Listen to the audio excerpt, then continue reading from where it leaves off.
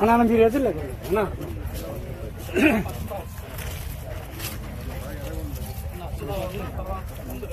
అన్నా అన్నా అందులో దోమల కన్నా ఎక్కువ ఉండదు అంటే మనం మార్చి సముద్ర సస్యరక్షణ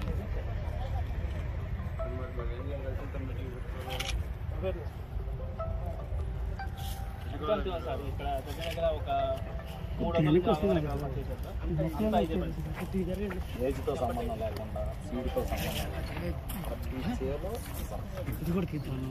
10 రోజుల మొక్క రైతు 90 రోజుల మొక్క సహాయం సమస్య కనిపిస్తుందా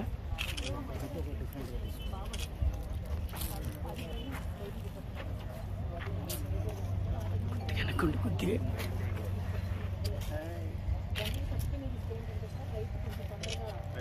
మీ డిపార్ట్మెంట్ ఎక్కడ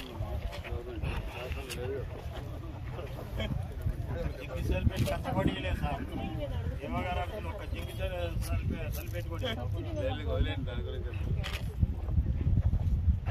మీరు కొద్దిగా ఎడ్యుకేట్ చేయండి, మీటింగ్ పెట్టండి. దీనికి ఏంటి నష్ట నివారణ చర్యలు ఏంటో చెప్పండి. ఏం చేయాలి ఫ్రెష్ చేయాలి సార్ కూడా.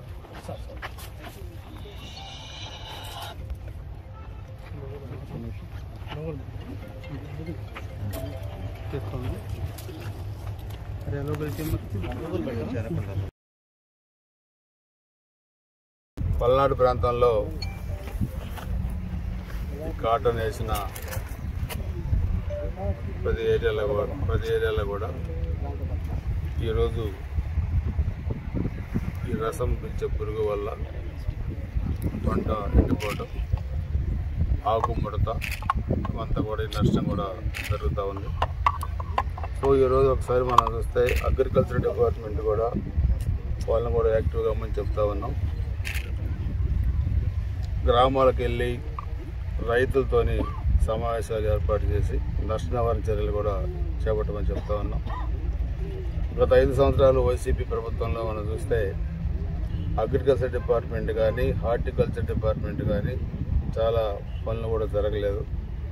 గతంలో 14-19 మధ్య తెలుగుదేశం అధికారంలో ఉన్నప్పుడు, చంద్రబాబు నాయుడు గారు ముఖ్యమంత్రిగా ఉన్నప్పుడు రైతాంగానికి అనేక కార్యక్రమాలు చేశాము. సబ్సిడీ మీద ఎరువులు కానీ, అదేవిధంగా విత్తనాలు కానీ, రైతు రథాలు ట్రాక్టర్లు కానీ, టార్పాలిన్ పట్టలు కానీ, అదేవిధంగా హార్టికల్చర్ డిపార్ట్మెంట్లో కూడా చాలా చేశాం. కానీ 5 సంవత్సరాలు ఈ డిపార్ట్మెంట్ని కనీసం సమీక్ష కూడా చేయలేదు.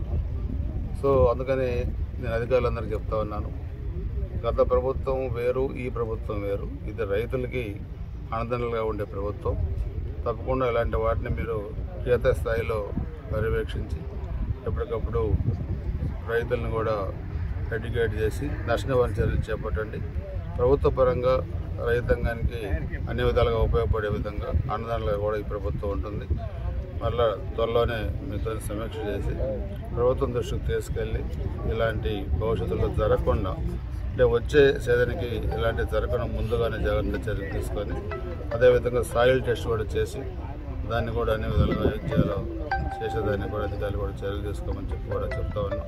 సో దీన్ని కూడా ఈరోజు ఉన్నతాధికారుల దృష్టికి తీసుకెళ్ళి దీన్ని కూడా నష్ట నివారణ చర్యలు చేపట్టడం, అదేవిధంగా నష్టం జరిగిన పైరుకి ఏమన్నా ప్రభుత్వం నుంచి కూడా సహాయం అందేటట్టు కూడా చర్యలు తీసుకోవడం కూడా జరుగుతుంది.